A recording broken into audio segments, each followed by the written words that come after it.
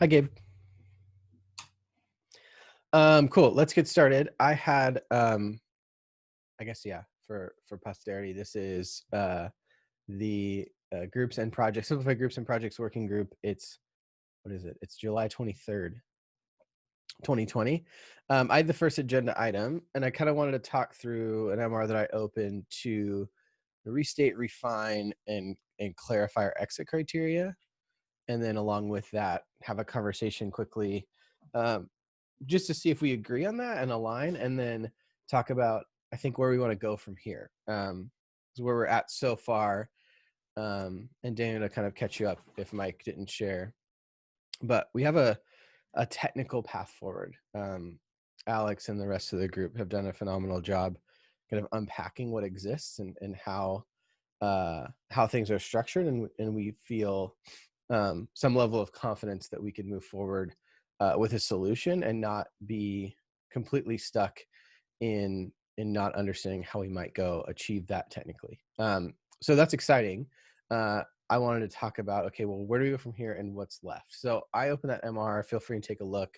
My intent is to merge that probably, I don't know, end of day today or tomorrow. But I kind of reviewed what we had, and then the exit criteria changing from implementing something, which is what we had originally had when we started, to defining a solution, both from like a product and usability standpoint. So what does it look like? Are they all called groups? How do things work together? From the business side, like, does our business support this? Like, does it make sense? Will customers understand? Will they find value in it, et cetera?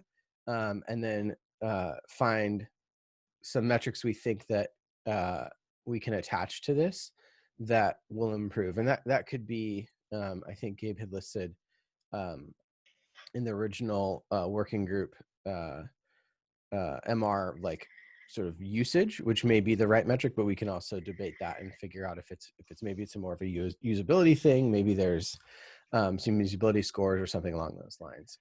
So the exit criteria would move from ship something to coalesce on a solution that's ready to present to product and engineering leadership. So that would be, Scott, Eric, and others, and pitch that proposal to them to then figure out how we might go tackle the work. So I'll pause there and see if anyone has any questions, and happy to debate this.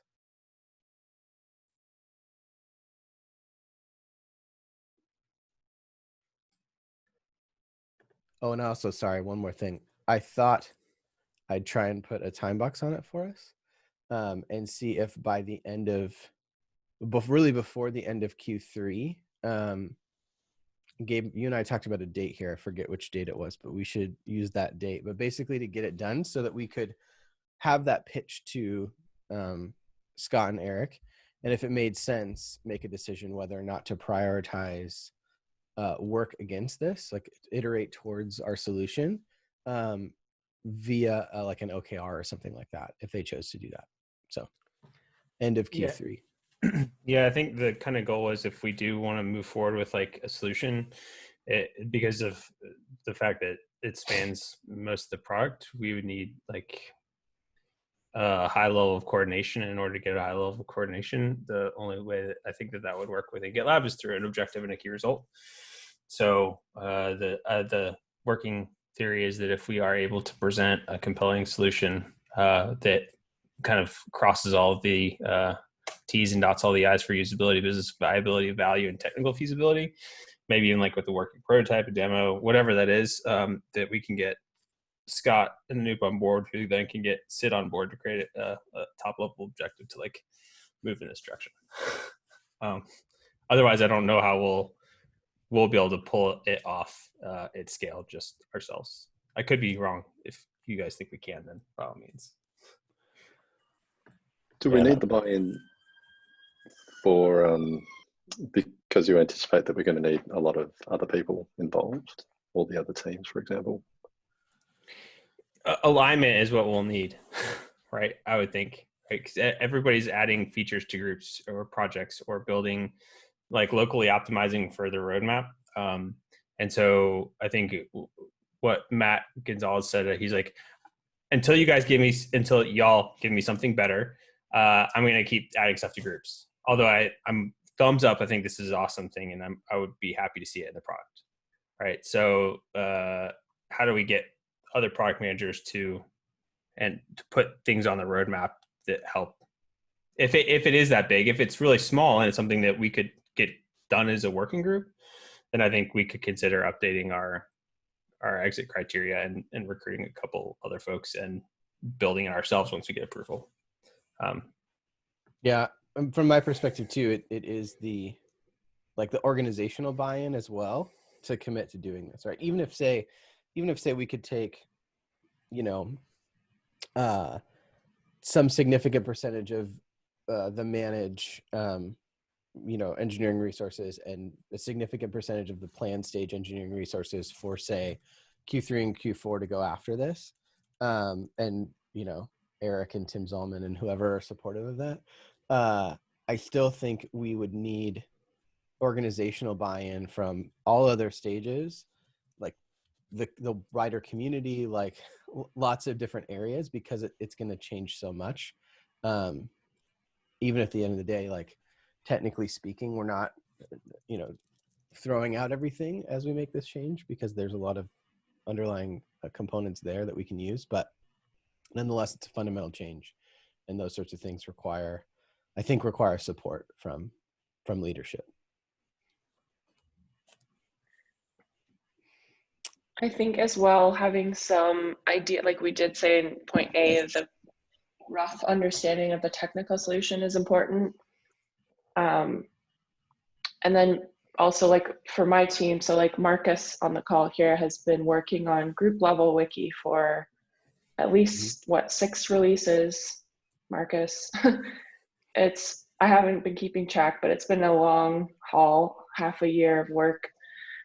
So to move over and adopt a new architecture, we would have to have some kind of idea of timing and how long that would take, and then an additional investment from our team to move to the new architecture.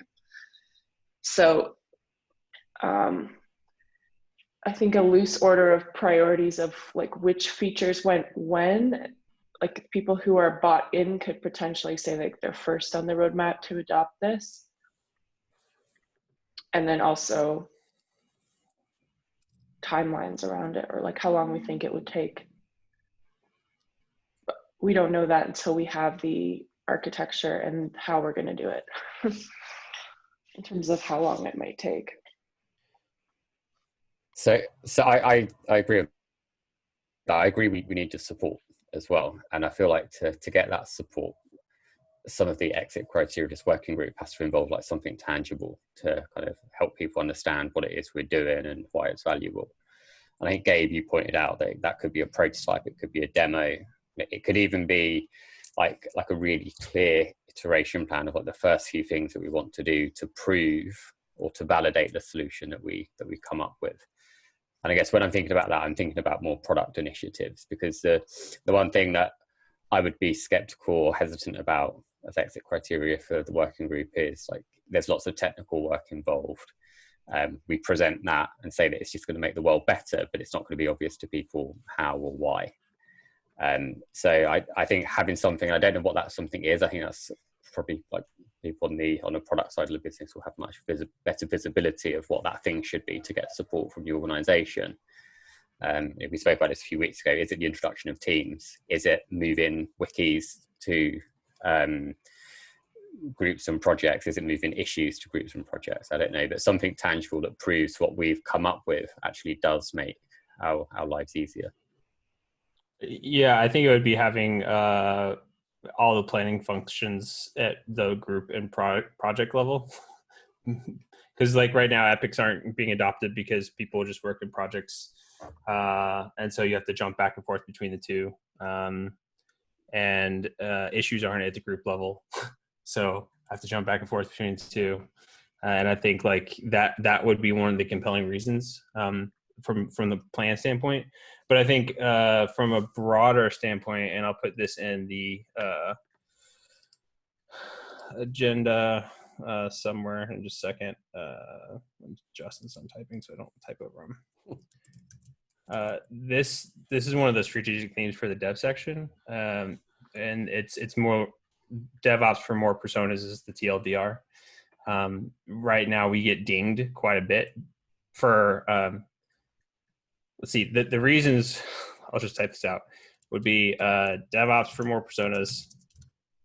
And I'm thinking here, if you have a single thing that is, you can define what you want it to be when you create it and what you want to use, it becomes much more accessible and intuitive for non-engineers. That's the biggest complaint we get is when I go into a project and I see a repo, I'm scared and I run away and I don't want to go there because I'm not an engineer. So DevOps for more personas would be one. I think if we can also, I'm interested from an engineering standpoint, OKR for this quarter is faster than GitHub, right? So this is like across the board in searches and merge request views, and it requires lots of moving pieces that maybe this can't fix. But I also would suggest that will this improve performance? And if we can demonstrate that in a tangible way, that will move the needle quite a bit in terms of initiatives. And the other one is make plan.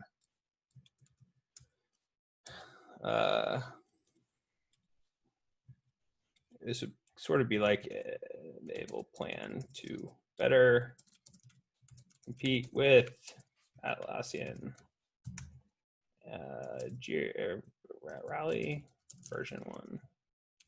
Those are the 3 competitors we're going out with, and they just released, the E-Group released the investment in R&D by stage, and it shows that Plan's the most understaffed group in the entire product from an opportunity standpoint. And I think we're right at the cusp of product to market fit with what we have now.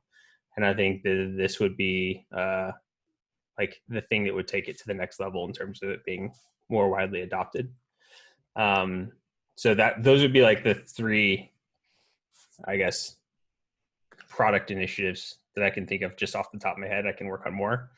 But I do agree we need something tangible. I don't think just we almost need, and this is a situation where I would suggest like hard evidence from an engineering standpoint that it will improve performance, or even maybe not improve performance, but simplify the code base, reduce complexity, allow us to increase our efficiency. Whatever those, like from an engineering standpoint, all the benefits of doing this would be, we should list those out and have evidence to back that up, quantitative evidence if we can. And then same thing for the other ones. We would want to do customer discovery, like actually do a end user prototype of what does it mean to have a namespace or workspace or whatever we call it be more intuitive for a non-engineer to use. I think doing some research around that and then showing how moving some of these like things to the front when you create the workspace would enable that. And have some screenshots, prototypes for the end user experience, and then having the same thing for the back end, like a prototype of how it would work. That's kind of what I think of off the top of my head. Yeah, I don't want to short circuit us too much where we're at now, but there's items in the agenda above that we've completely skipped over. Just want to make sure we're being inclusive in this conversation. Yeah. Thanks, Mike. I was going to circle back. Okay, cool. Yeah, no, but that's good. Yeah, why don't we do it? So I think we just talked a little bit about maybe business viability. But Gabe, you should keep that in there. Don't delete it. Yeah, don't delete it. Okay, but yeah, Daniel, do you mind voicing over kind of your questions there under the usability bullet? So I understand that Teams was the concept that you're moving forward with, but when you say, can the user figure out how to use it, is it better received than our current approach to groups and project? My first question is, what's the entry point of a team? Where does somebody click on Teams? Is it at the instance level? Is it a drop down next to new project or new group? Is it a third item at the very top of the nav bar in purple that says Teams? So that was my initial question of where does it start to we look at solutions for that? Yeah, I think so. reason why I wanted to pull this up as well is to focus our time together going forward into the sort of, I guess, motions and actions we need to complete before we get to the point where we feel like we can present it to Scott, Anoop, Eric, et cetera. And that's one of the things I think we need to sort out. We haven't gotten yet into too much detail on the product and UX. How we've spent some time understanding and uncovering the potential paths from an engineering perspective, but haven't spent a bunch of time there. So we've been through high level mural and design sprint exercise, which is great. Now we can kind of take that and break it down and figure out more of the implementation details from the UX side. So that would be like a task to satisfy that first bullet, I think. That's a great question. And if anyone has like a quick answer, go for it. But I think that's something we need to figure out as a group. I agree. Absolutely. I only bring it up just because I'm trying to catch up and I want to start thinking about those ideas or those solutions. Yep. I invited Daniel, by the way, because he and I were talking yesterday and he was exploring basically the same problem space. And I think it's important that he can connect what he's doing with the Access group to what we're doing here, because there's a good convergence there, intersection. It's great. We're happy to have you, Daniel. Yeah, I think the how I would summarize it right now is there would be a non-trivial amount of back-end work to make it so that a namespace could have resources and decouple them eventually and all that stuff. But at the end of the day, we could do all of that without changing what we call a user-facing product is a project in a group. But feedback we get from users is they don't know what the group is for, technically, other than Access. But some people like have team groups or whatever. So I think the chunk of the work is, let's assume that the backend does all the work to make it so that you could have resources at projects and groups, and they basically are the same thing. What would the ideal end user experience be for interacting with GitLab? And how like what would the entities be organized into?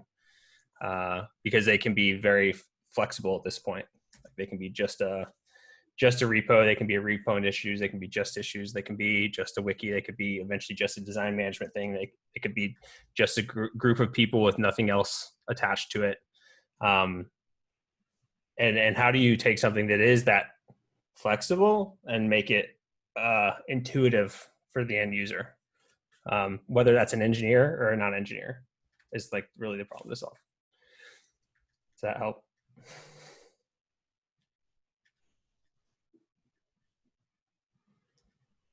And I think I would love to have a DRI from UX like take on, at least I'm happy to collaborate, but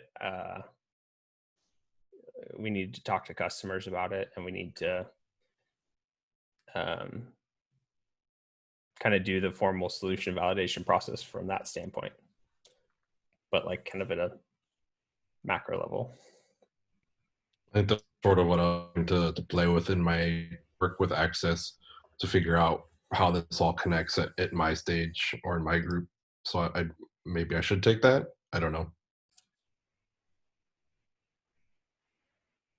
Yeah, I feel like we need or at least I need to understand what we can do from an MVC lens technically,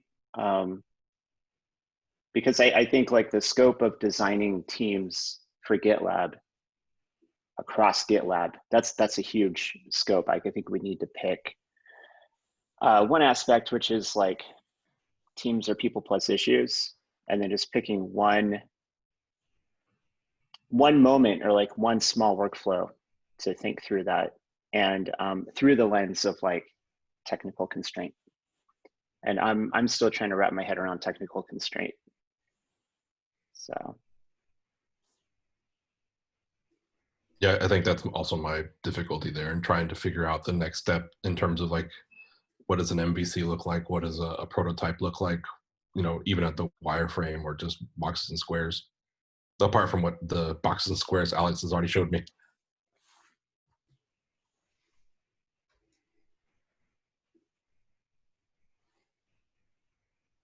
So I wonder I wonder if, if we yeah, go ahead. thanks, Mike.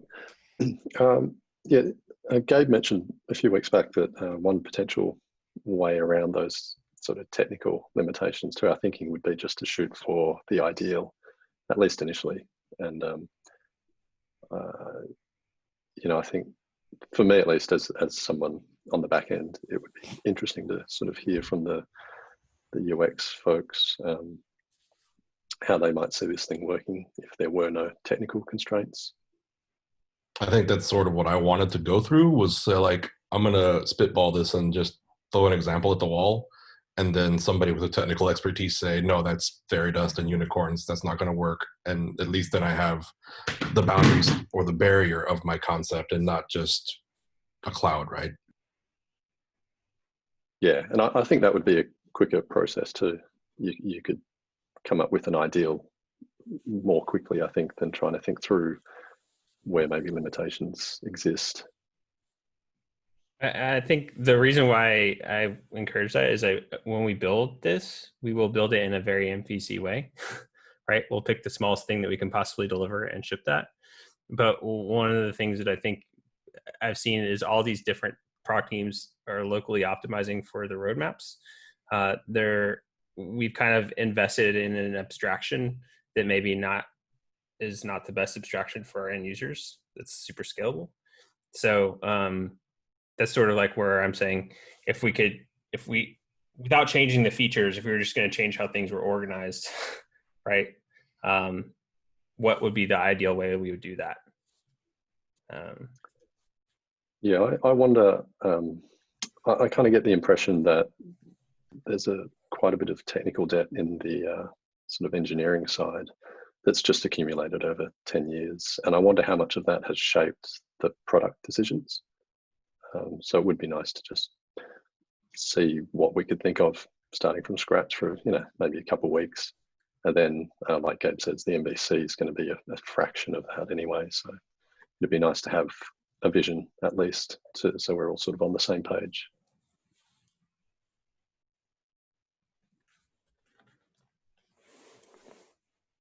I'll voice over this. I agree, and I like that idea. I was suggesting here, as I was typing, like, we could take the same approach as how we interview product managers, which is we ask product managers, like, what is that big vision? We'll give them some prompt, right? Like, hey, go solve for groups and projects and organizational models in the product. And so they'll come back with a big vision, and then we ask them these like sequence of questions, which is like, all right, what do you do? What do you do in if that vision takes you a year to get there? What do you do in 3 months? And then you say, what do you do in a month? What do you do in your first week, right? To kind of understand if they can break down a big idea into like MVCs, right? So I think we could take the same approach here. What Alex was illustrating, kind of look at that from a visionary perspective. And then as we move closer to the end of Q3, make sure we're spending time breaking that down into those incremental steps that we take and whatever that MVC ends up becoming.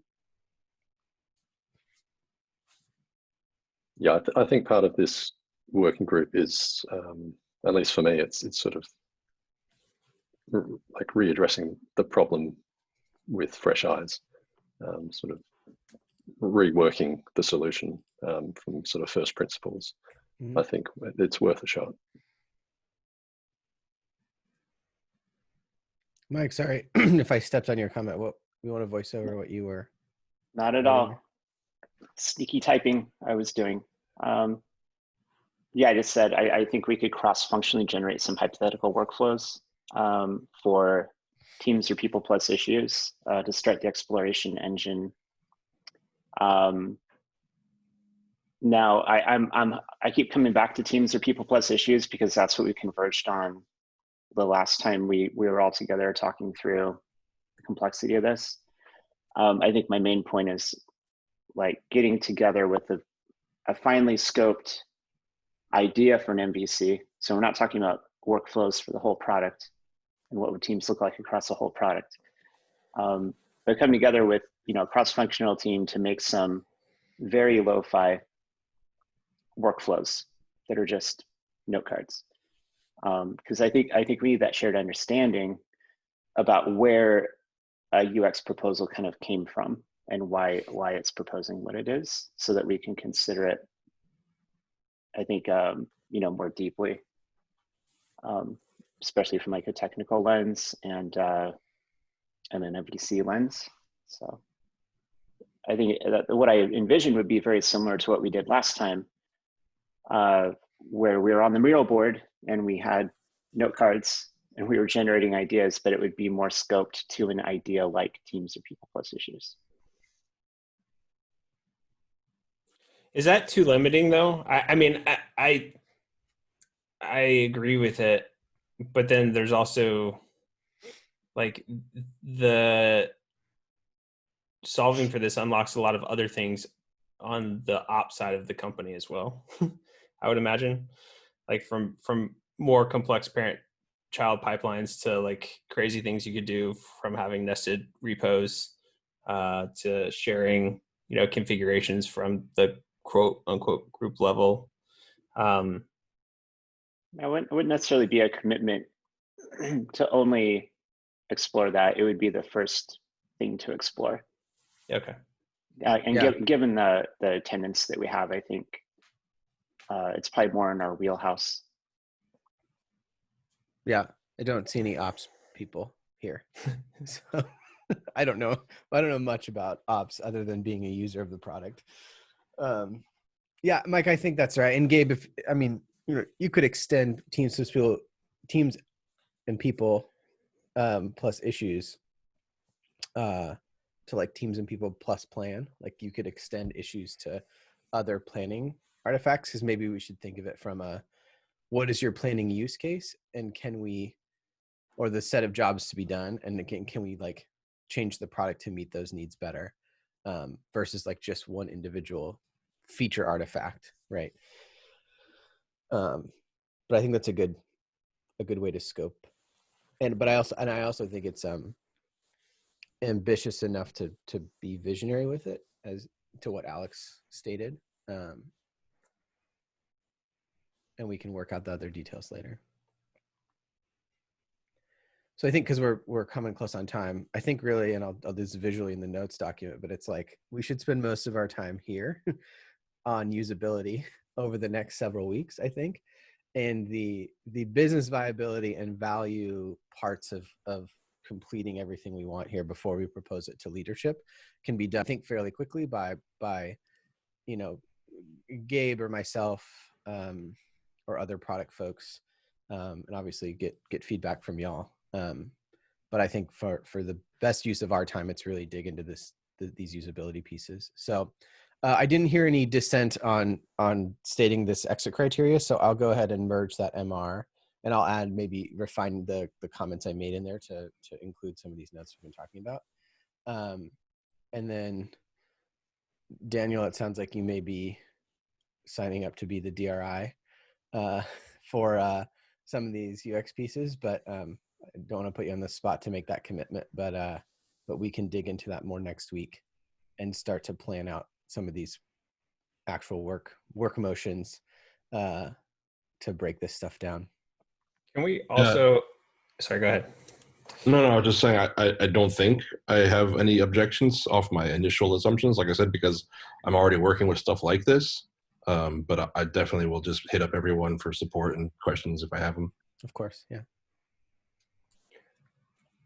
I was also just going to, right quick before we leave, suggest a dual track as well with engineering, where like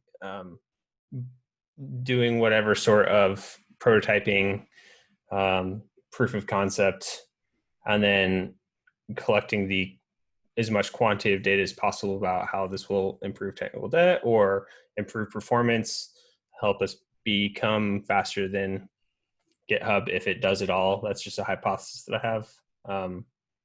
And just like how we would, gathering the business use case from the engineering side, I think is also a dual track thing that should be happening at the same time, is usability.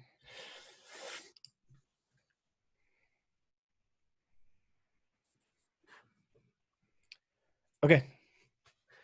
I like that. Anything else from anyone? Okay, have a great rest of your day. Take care. Thank you.